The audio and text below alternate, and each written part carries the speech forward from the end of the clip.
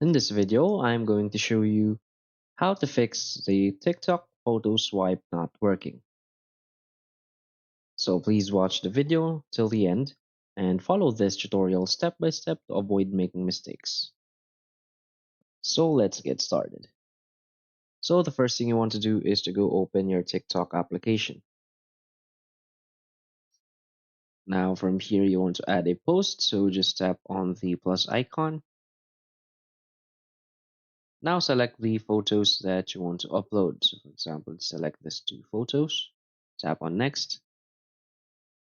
And as you can see, my post automatically turns into the photo swipe version of the post.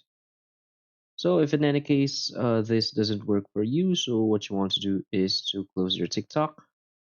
Now go to your settings. Now head to your app settings. Now search for TikTok. Now scroll down until you find storage. Now clear its cache.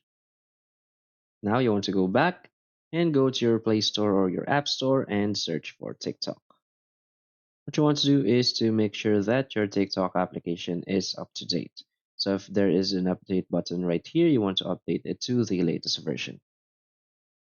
So that's basically it. So if you find this video helpful, please hit like and subscribe.